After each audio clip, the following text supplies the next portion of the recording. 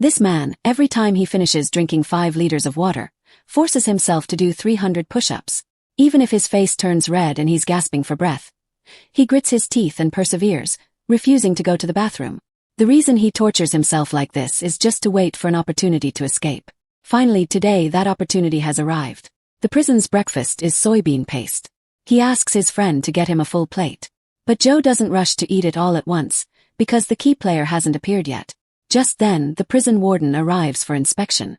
Seeing that the time is ripe, he starts coughing violently, sounding like he has 5 pounds of phlegm in his throat. I feel like something's not right here. Immediately afterward, Joe spits all the soy milk in his mouth right in front of the warden. The warden is disgusted by this unexpected scene and immediately orders someone to take him to the infirmary. The doctor's diagnosis is that Joe has drunk too much water and just needs a day of rest. With this, the first step of the escape plan is complete. The next step is the second step. He then says that he needs to go to the bathroom. The female doctor, fearing that he might have some unforeseen accident, takes out a urinal and tells him to just take care of it on the spot. Please don't make me use this. At this time, the inmate who's been cleaning outside speaks up, offering to take him to the bathroom. Seeing this, the female doctor has no choice but to agree. Little does she know that this is exactly what the two of them had planned beforehand. Once inside the bathroom, Joe retrieves a chisel that he had hidden on the roof. He's going to use it to open the gate to the tunnel here. He opens it effortlessly. The next thing to do is to restore the tunnel to its original state, and then swagger out. However, things are not over yet because they have not yet really left this prison. A few days ago, when the two of them were working in the woodworking shop, they secretly used wood to make 2 boxes while the guard wasn't paying attention. Immediately afterward, they fixed these 2 boxes under the truck that was used to transport supplies out. Next, they just need to lie inside. When the guard comes to check with a mirror, he doesn't detect any prisoners hiding under the truck at all. He doesn't hesitate to let the truck go. When the truck arrives at the shopping location, they take advantage of the driver's departure to quietly crawl out of the wooden box. Here, there are already accomplices waiting to meet them. At this time in the prison, the inmate sees that Joe has been in the bathroom for a long time and has not yet returned. Feeling that the time is right, he deliberately causes a conflict with a black friend to create chaos. They cause a ruckus to attract the guards to suppress them, thereby controlling them. By doing this, all the attention of the prison warden will be focused here. He will not pay any attention to Joe, who has escaped. The place where he will go next is the racetrack. However, they are not here to watch the race but to steal the safe there.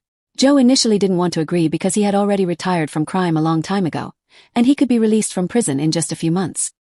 He has $90,000 in savings hidden in his yard, so there's no need to take any risks. But Clyde tells him that the money in his yard has already been dug up by his younger brother, and now even that younger brother can't be found. There's no other way. In order to have a good life after being released from prison, he has to take this job. To help Joe escape, Clyde deliberately drove into a supermarket and stole 2 packs of instant noodles, and was then sentenced to 90 days in prison and imprisoned in this prison. Up to now, the plan has been very successful. But after getting the money, they still have to find a way to get back into the prison, so time is very tight. To clarify the structure of the safe, the other 2 inmates used the name of an anonymous sender to send a birthday cake to the female employee. Then they deliberately broke her car so that she would have no way to drive home. She had to leave the birthday cake in the office. Next, the 2 of them disguised themselves as repairmen and sneaked under the safe, pouring all the cockroaches they had caught earlier into the pipe. Soon after, these cockroaches followed the scent and successfully found the birthday cake. There was no other way. The woman had to invite a pest control expert, and the 2 of them could take the opportunity to quietly blend in with them. Then they learned the structure of the safe and conveniently obtained the password to the main door. Then they used a public phone to inform Joe. Using this password, they could easily enter the basement. After doing all this, they went to the card swiping station and used a homemade bomb made from a can to blow it up. In this way, when the audience bets, they will no longer be able to use the card swiping machine, but can only use cash to bet. Although the firefighters arrived at the station in time, it was definitely impossible to repair it immediately. Therefore, before the station is repaired, more and more cash will be sent into the safe through the pipe. Soon after, the inside of the safe was filled with cash up to tens of millions of dollars. At this time, Joe and Clyde had also arrived at the racetrack, but he didn't rush in. Instead, he ran to the grocery store to buy beer. Do you want to add $10 to buy 2 more bottles? Of course I do. Clyde was confused. What's the use of beer? Immediately afterward, he bought 2 more packs of marshmallows. After buying the things, Clyde led him to the front of the garbage dump. Joe was a little suspicious and didn't know what to do here. What's below? Roll down, what the hell are you doing? Before he could react, he was thrown down. It turned out that this place could lead directly to the basement. At this time, the race above had also begun, and everyone's attention was focused on it. No one noticed that someone was eyeing the safe. Since they had already figured out the route, they quickly arrived at the bottom of the safe. Clyde's brother, Jimmy, had already been waiting there. Then he gave Joe a bottle of bleach and a plastic bag. The two brothers were both very confused. Could it be that they could open the safe door with just these things? In the suspicious eyes of the two people, he poured the marshmallows and bleach into the plastic bag. Finally, he twisted the bag tightly. Although he didn't understand anything, Clyde still handed him the tube. At this time, Jimmy finally couldn't help but step forward and ask, "Mixing these things together, can it explode the pipe of the safe?" This was the first time he had heard that marshmallows could be used to make a bomb. No matter how Joe explained it, he still couldn't understand. So soon after, the two of them had a fight. "For safety, we can't bring ordinary bombs in here. Now, in order to succeed, we need calcium chlorate. Bleach is pure calcium chlorate. Sugar cane plus calcium chlorate will produce two kinds of gas and one kind of solid. Now you only need to provide a little more heat and you can get energy. And energy means an explosion." Although the other two didn't understand very well, they could only do as Joe said. Immediately afterward, Joe put the plastic bag into the bottle. Then he put the bottle into the money transfer pipe. This place is full of heat, but the few of them waited for a long time and didn't hear any explosion. Immediately afterward, the bottle was sent back intact. It almost hit Clyde, but he managed to catch it in time. But he didn't dare to move at all, because this thing could explode at any time. Joe carefully took it, and seeing that he was about to open the bottle cap, the two Logan brothers quickly dodged to the side. Immediately afterward, he adjusted the tightness of the bag and put it back into the bottle. Then he put the bottle into the pipe. Soon after, under the action of heat, the bottle exploded violently, and the pipe was also successfully blown up. Not long after, a large amount of smoke entered the restaurant. The waiter thought that something was on fire somewhere and called the control center, but the control center didn't hear any fire alarm. However, to be safe, they still decided to send someone to check. At this time, on the other side, the robbers had begun to use a high-power vacuum cleaner to suck money out of the pipe. In an instant, a lot of money flowed out of the trash can. Seeing that the amount of money flowing out was getting less and less, Jimmy increased the suction. Unexpectedly, due to not holding it tight, the money in the pipe was spilled all over the floor. There was no other way. They had to change the direction of the vacuum cleaner and prepare to suck the money back. But just at this moment, an unexpected accident happened.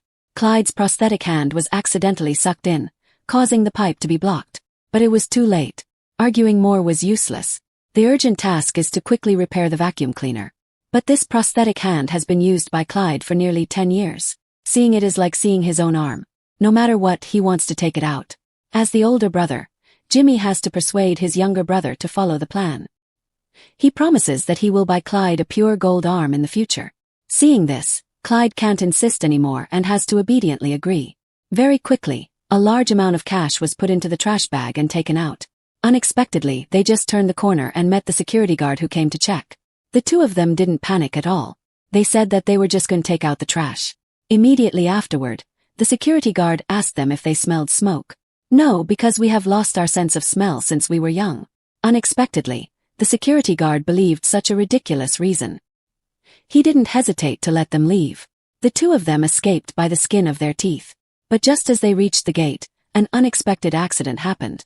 For some reason, this door suddenly malfunctioned and could not be opened at all. At this time, on the other side, Joe was still checking the remaining money, and the two security guards were walking towards that side. If they were discovered, the consequences would be unimaginable. However, this could not stump the clever robbers. One of the accomplices deliberately hid in the race car repair room to smoke. He not only successfully attracted their attention but also successfully led their investigation in his direction. This way, no one would think that the smoke was caused by the explosion earlier. Now the remaining money has been packed. But the two people in charge of transportation have not yet returned. Joe waited anxiously and ran to check. Now every minute of delay means more danger. The race above could end at any time. By then, the staff will definitely come to check the safe. When Joe ran to the place, he only saw the two of them standing there dumbfounded, not knowing what to do. But even if he came, the result would still be the same. At this time, on the other side, Jimmy saw that Joe had not returned for a long time. In the end, he could not sit still any longer and immediately ran towards the gate. But coincidentally, he just happened to meet the two security guards. "Do you smell any smoke?" "No smoke, I only smell the smoke of race cars." In this way, He successfully avoided the inspection and arrived at the place of his accomplices. "You will pull it out of the line, the chain is stuck." After fiddling for a long time, it turned out that the chain was stuck. Thus, the transport staff continued on their way, and Joe and Jimmy returned to the safe. Over here, Clyde was still looking for his arm, but now their time was very tight. Even Logan's younger sister, Melly, could not help but participate. After searching for a while, Jimmy finally found the prosthetic hand for his younger brother. After putting the money into the trash can, he wiped clean the chemical formula that Joe had written on the wall.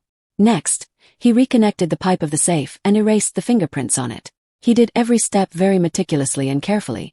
Wherever they had touched, he carefully wiped it over and over again, to prevent the police from tracking them down later. However, the money taken out would not be taken away immediately, but would be marked bag by bag and buried with the trash. When the race ended, they would dig it up. The remaining question was how to let Joe quietly return to prison. However, they had already come up with a countermeasure. This required the help of friends in the prison. First, they used sesame oil to cover all the cameras, and then they used meal trays and tin foil to seal the windows. The main purpose was to prevent the warden from seeing the situation inside. When the game on TV was about to end, Joe's return plan officially began. Only one of the prisoners took the metal rod from the guard. Then he wrapped the rod with a paper towel and plugged it into the power outlet to ignite it. In this way, this fire triggered the fire alarm in the restaurant. Although the warden was very angry, in order to prevent the prisoners inside from having any unforeseen accidents, he still called the prison's fire brigade. At this time, Joe and Clyde, disguised as firefighters, were already waiting there. When the fire truck set off, they quietly took the opportunity to climb into the truck. They followed the fire truck back to the prison.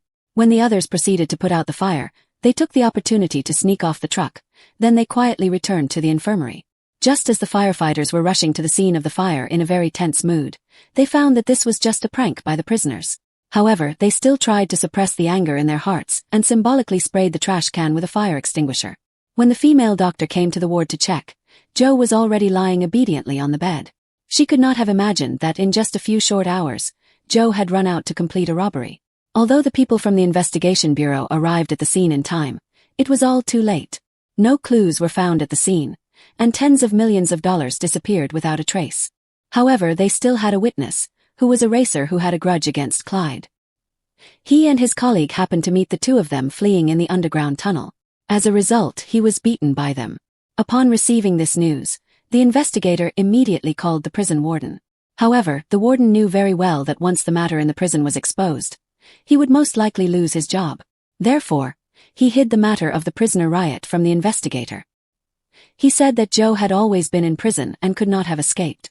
The investigator did not know who to believe, and the case was temporarily deadlocked. However, immediately afterward, an even stranger thing happened. After leaving, Jimmy drove the money truck to the gas station, and a few minutes later, he called the police, helping the police successfully recover $20 million. After doing all this, he quietly left.